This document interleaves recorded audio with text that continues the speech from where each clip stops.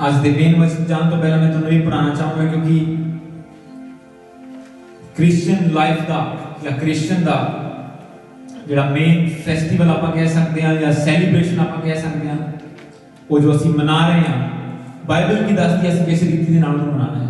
क्योंकि मैं अलग अलग तरह की वीडियोस देख रहे हैं चर्चा के विचों, और बहुतियां देख के दिल दुखी होता है कि की हो रहा है, की होना चाहिए। हालेलुया। और असी किस तरह मनाना है, बाइबल की कह रही है उसके बारे। कल परमेश्वर ने रात में काफी लेट ये वचन मैंने दिता प्रभु ने, और ये अपने मेन वचन अलग है पर ये अलग ऐड ऑन है, क्योंकि असी क्रिसमस मना रहे इस वीक दे विच। तो बाइबल सानू की कहती है किस तरह इस वचन को मनाना है, किस तरह सैलीब्रेशन। असी ये नहीं कि हम असी परमेश्वर दे विच आ गए तो असी सैलीब्रेट नहीं करना, या असी म्यूजिक नहीं प्ले कर सकते, या फिर असी कुछ आनंद नहीं मना सकते, सिर्फ प्रार्थना ही करी जानी है।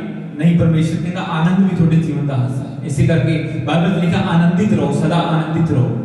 पर वो आनंदित किस तरह रहना है, वो बाइबल की कह रही है। फेस्टिवल किस तरह मनाने हैं, इन मैं हिंदी और इंग्लिश दोनों के विच पढ़ांगा।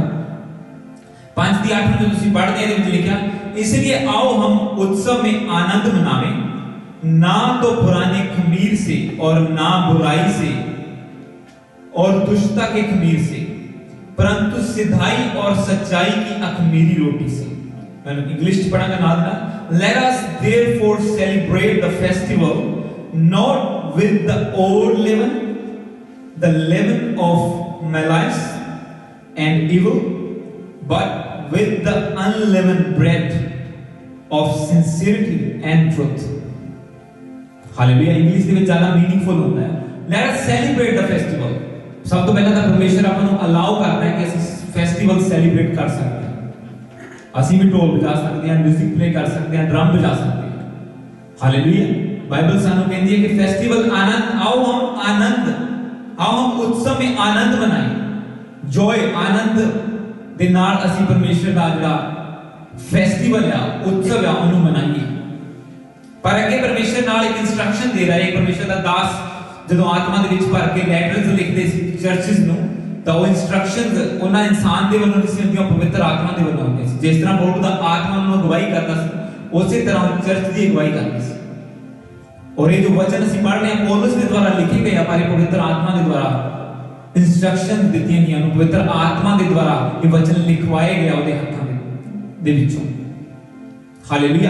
और ये परमेश्वर की इंस्ट्रक्शन सानू भी आज आज्ञा सानू भी है, जिन्नी उस वेले कुरिन्थिया दे चर्च नु सी ये आज्ञा पौलुस दी और परमेश्वर दी, आज सानू भी वही आज्ञा, क्योंकि आज भी वही कुछ हो रहा है। अगर इन्हें तुसी पिछों पढ़ो 5 चैप्टरां नु तां तुहाडीआं अखां खुलीआं रहणगीआं। इससे 5 नहीं अगर तुसी एक तो पढ़ो तो बाद दे विच तुसी पढ़ सकदे कि किस तरह क्यों लिख रहा है। कहता आओ हम उत्सव में आनंद मनावें, ना तो पुराने खमीर से और ना बुराई दुष्टता के खमीर से, परंतु सिधाई और सच्चाई की खमीरी रोटी से। हुण इत्थे रोटियां दी गल नहीं कर रहा कि ਅਸੀਂ खमीरी रोटी खानी है, क्योंकि पहला हमने दसी कि खमीरी रोटी खाते सी, खमीरी खाते सी, अज तक सब कुछ चलता। तो इत्थे विच जदों यीशु मसीह चेलियां दे नाल जा रहे थे, एक नगर दे विच प्रवेश करन लगे, तो उन्होंने कहा कि तुसी सदूकियां फरीसियां दी अखमीर तो, उन्हां दे खमीर तो बिवेर रहो, उन्हां दा ध्यान रखो, उन्हां दे खमीर तो पासे रहो। तो यीशु मसीह ने भी खमीर की गल की अपने चेलियां दे नाल। वो कहते कि असं रोटी लैके नहीं आए, और अगर खमीर तो परे रहने की गल कर रहा प्रभु असं खावांगे। प्रभु कहता मैं खाण वाले खमीर की नहीं गल कर रहा, मैं उन्हां दे कम्मां दी, जो करते आ, जो फॉलो करते आ, जो मुंह तो बोलते आ पर आप बुरा काम करते, लोगों को कहते इदां करो, प्रार्थना करो, बलिदान चढ़ाओ, और खुद बुराइयां करते आ, मैं उस खमीर की गल कर रहा। तो इत्थे भी पौलुस उत्सव मनाउण दे लई कह रहा कि पुराने खमीर दे नाल नहीं मनाउणा सी, नवे खमीर नाल, जो परमेश्वर ने नवी सच्चाई, जो सीधा रास्ता सानू दे दिता, असी उस दे नाल आनंद मनाउणा। हालेलुया। क्योंकि चर्च दे विच की हो रहा है, वो सब कुछ पुराना हो रहा, जो छड्ड के असी पीछे आ गए, पुराना खमीर कि जो पीछे असी छड्ड दिता है। जिहड़े बॉलीवुड सॉन्ग्स, जिहड़ियां बोलियां, जिहड़ा सब कुछ असी छड्ड दिता पीछे। आज असी प्रभु के भवन के विच कुछ नहीं कर सकते, असी नच सकते हैं, असी म्यूजिक प्ले कर सकते हैं, पर म्यूजिक ढोल वही होता है, पर बोल की आ वो मैटर करते हैं।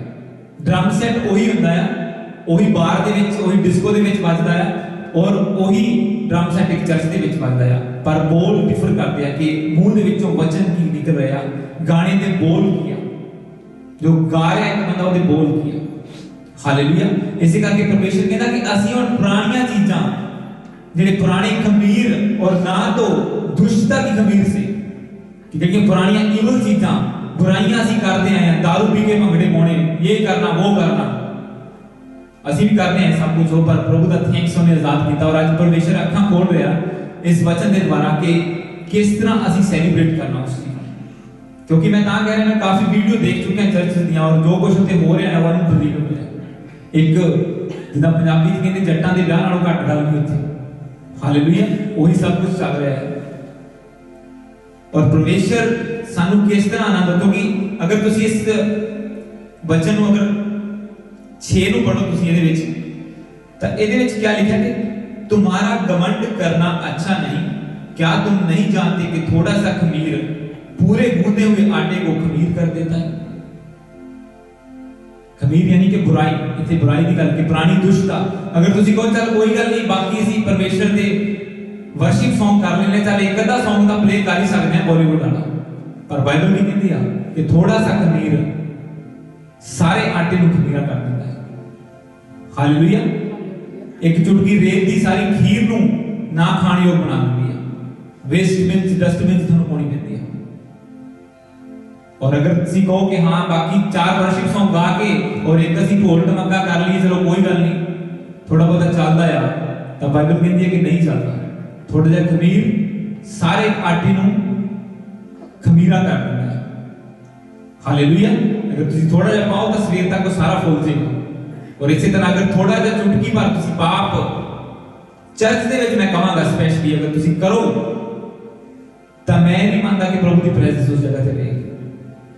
अगर थोड़ी लाइफ दे विच परमेश्वर की प्रेजेंस नहीं रहती, अगर तुसी पाप करो, दूर चला जाता है। आपां कल वचन शेयर कीता सीगा, इस बारे बार उन्होंने कंप्लीट करांगे। तो कल दी मीटिंग सी कि 3 अभिषेक किहड़े परमेश्वर दिंदा है, वो प्रभु ने अलग तरीके नाल एक रेवलेशन दी। पहला भी सुनिया होना तुसी, पर जो कल दी मीटिंग सी ਅਸੀਂ ਦੇਖਿਆ ਕਿ ਪਰਮੇਸ਼ਰ ਨੇ ਕਿੱਦਾਂ ਰੈਵਲੇਸ਼ਨ ਦਿੱਤੀ, ਉਹ ਸਾਰਿਆਂ ਦੇ ਲਈ ਮੈਨੂੰ ਖੁਦ ਨੂੰ ਵੀ ਸਿੱਖਣ ਨੂੰ ਮਿਲਦਾ, ਸਭ ਨੂੰ ਮਿਲਦਾ। ਔਰ ਇਸੇ ਤਰ੍ਹਾਂ ਅਸੀਂ ਸੈਲੀਬ੍ਰੇਟ ਕਰਨਾ ਹੈ ਬਾਈਬਲ ਦੇ ਤਰੀਕੇ ਦੇ ਨਾਲ। ਜੋ ਬਾਈਬਲ ਸਾਨੂੰ ਅਲਾਉ ਕਰਦੀ ਹੈ ਅਸੀਂ ਉਹ ਕਰਨਾ ਹੈ, ਜੋ ਨਹੀਂ ਅਲਾਉ ਕਰਦੀ ਅਸੀਂ ਉਹ ਨਹੀਂ ਕਰਨਾ। ਕਿਉਂਕਿ ਕ੍ਰਿਸਮਸ ਦੇ ਨਾਂ ਤੇ ਬਹੁਤ ਕੁਝ ਹੁੰਦਾ ਹੈ। ਕ੍ਰਿਸਮਸ 90% ਸੈਂਟਾ ਕਲੌਜ਼ ਨੂੰ ਰਿਪਰੈਜ਼ੈਂਟ ਕਰ ਰਹੀ ਹੈ ਅੱਜ ਦੇ ਟਾਈਮ ਵਿੱਚ। ਯਿਸੂ ਮਸੀਹ ਦਾ ਨਾਮੋ ਨਿਸ਼ਾਨ ਨਹੀਂ ਹੈ। हालेलुया। वो सिर्फ चर्च के अंदर बंद करके रख देता है, सिर्फ एक पुलपट तक ही, कलीसिया तक भी नहीं पहुंचता। यीशु मसीह ने सिर्फ पुलपट तक ही बंद करके रखा कि बस इत्थों तक की लिमिट है, इसको आगे नहीं जाना, बाकी कलीसिया जो मर्जी करती रहे। इसी तरह ਅਸੀਂ ਬਾਈਬਲ ਦੇ ਅਕੋਰਡਿੰਗ ਜੋ ਵਚਨ ਸਾਨੂੰ ਕਹਿੰਦੇ ਆ, ਅਸੀਂ ਉਹਨਾਂ ਦੇ ਅਕੋਰਡਿੰਗ ਕਰਨਾ ਕਿ ਅਸੀਂ ਆਨੰਦ ਤਾਂ ਮਨਾਉਣਾ ਹੈ, ਫੈਸਟੀਵਲ ਤਾਂ ਮਨਾਉਣਾ ਹੈ, ਪਰ ਅਸੀਂ ਮਨਾਉਣਾ ਕਿਸ ਤਰ੍ਹਾਂ ਆ, ਉਹ ਜੋ ਸਾਨੂੰ ਬਾਈਬਲ ਅਲਾਉ ਕਰਦੀ ਆ। ਅਸੀਂ ਸਾਨੂੰ ਸਾਡੀਆਂ ਬਾਉਂਡਰੀਜ਼, ਲਿਮਿਟੇਸ਼ਨਸ ਪਤਾ ਹੋਣੀ ਚਾਹੀਦੀਆਂ ਕਿ ਅਸੀਂ ਇਸ ਦਾਇਰੇ ਤੋਂ ਬਾਹਰ ਕਦਮ ਨਹੀਂ ਰੱਖਣਾ। ਉਹਦੇ ਅੰਦਰ ਅੰਦਰ ਤੁਸੀਂ ਜੋ ਕਰੋਗੇ ਪ੍ਰਭੂ ਦੀ ਪ੍ਰੋਟੈਕਸ਼ਨ ਰਹੇਗੀ। ਪਰ ਜਦੋਂ ਅਸੀਂ ਬਾੜਾ ਤੋਂ ਬਾਹਰ ਜਾਣ ਦੀ ਕੋਸ਼ਿਸ਼ ਕਰਾਂਗੇ, ਅਸੀਂ ਪ੍ਰਭੂ ਦੀ ਹਜ਼ੂਰੀ ਤੋਂ, ਉਹਦੀ ਪ੍ਰੋਟੈਕਸ਼ਨ ਤੋਂ ਬਾਹਰ ਚਲੇ ਜਾਵਾਂਗੇ। ਔਰ ਉਸ ਤੋਂ ਬਾਅਦ ਫਿਰ ਕਹਾਂਗੇ ਇਦਾਂ ਕਿਉਂ ਹੋ ਗਿਆ, ਅਸੀਂ ਤਾਂ ਚਰਚ ਵੀ ਜਾਂਦੇ ਸੀ, ਸਾਰਾ ਕੁਝ ਕੀਤਾ, ਅਸੀਂ ਤਾਂ ਸੀਡ ਵੀ ਸੌ ਕੀਤਾ, ਸਾਰਾ ਕੁਝ ਹੋਇਆ, ਫਿਰ ਇਦਾਂ ਕਿਉਂ ਹੋ ਗਿਆ। ਔਰ ਤੁਹਾਨੂੰ ਪਤਾ ਨਹੀਂ ਲੱਗੇਗਾ ਕਿਉਂ ਹੋ ਗਿਆ, ਕਿਉਂਕਿ ਤੁਸੀਂ ਸੈਲੀਬ੍ਰੇਟ ਕਰਕੇ ਤੁਸੀਂ ਅਸੀਂ ਤਾਂ ਖੁਸ਼ੀ ਮਨਾ ਕੇ ਹਟੇ, ਪਰ ਉਹਦਾ ਜੋ ਰਿਜ਼ਲਟ ਆਏਗਾ ਉਹ ਸ਼ਰਮਨਾਕ ਹੋਏਗਾ। और फिर क्वेश्चन करेंगे अपने आप को, प्रभु को क्वेश्चन करेंगे सब तो पहला कि प्रभु मेरी लाइफ से इतना क्यों होया। क्योंकि बाइबल कहती है थोड़ा जिहा खमीर सारे आटे नूं बेकार करदा। थोड़ा रोजे रखे, थोड़ियां प्रार्थना कीतियां, थोड़ा बीज बीजा होया, सारा साल तुसीं चर्च आउंदे रहे, पर एक दिन तुसीं गलती कर ਦਿੱਤੀ, ਤੁਸੀਂ ਉੱਤੇ ਪਾਣੀ ਫੇਰ ਦਿੱਤਾ, ਤੁਸੀਂ ਉਹਨੂੰ ਯੂਜ਼ਲੈਸ ਬਣਾ ਦਿੱਤਾ ਖੁਦ ਆਪਣੇ ਹੱਥਾਂ ਦੇ ਨਾਲ। ਹਾਲੇਲੂਇਆ। ਇਸੇ ਤਰ੍ਹਾਂ ਜੋ ਸੈਲੀਬ੍ਰੇਸ਼ਨ ਹੈ ਸਾਡਾ, ਉਹ ਇੱਕ ਦਾਇਰੇ ਦੇ ਵਿੱਚ ਪਰਮੇਸ਼ਰ ਦੇ ਵਚਨ ਦੇ ਅਕੋਰਡਿੰਗ ਹੋਣਾ ਚਾਹੀਦਾ। ਔਰ ਅਸੀਂ ਉਸੇ ਰੀਤੀ ਦੇ ਨਾਲ ਕੋਸ਼ਿਸ਼ ਕਰਾਂਗੇ ਮਨਾਉਣ ਦੀ, ਔਰ ਮਨਾਉਂਦੇ ਆ ਰਹੇ ਹਾਂ ਕਿ ਕੋਈ ਵੀ ਮਿਲਾਵਟ ਉਹਦੇ ਵਿੱਚ ਨਾ ਹੋਵੇ। ਅਸੀਂ ਦੂਸਰਿਆਂ ਨੂੰ ਚਲੋ ਆਹ ਚਰਚ ਵਾਲੇ ਵੀ ਤਾਂ ਕਰਦੇ ਆ, ਚੱਲ ਇੰਨਾ ਕੁ ਚੱਲਦਾ ਹੈ, ਚਲਾ ਵੀ ਕਰਦੇ ਆ, ਅਸੀਂ ਉਹਨਾਂ ਨੂੰ, ਅਸੀਂ ਹਰੇਕ ਬਾਈਬਲ ਕਹਿੰਦੀ ਆ ਹਰੇਕ ਦਾ ਇੰਡੀਵਿਜੂਅਲ ਪਰਮੇਸ਼ਰ ਨੇ ਨਿਆਂ ਕਰਨਾ ਹੈ। ਜੋ ਉਹ ਕਰ ਰਿਹਾ ਉਹਨਾਂ ਦਾ ਹੋਊਗਾ, ਜੋ ਦੂਸਰਾ ਕਰ ਰਿਹਾ ਉਹਦਾ ਹੋਏਗਾ।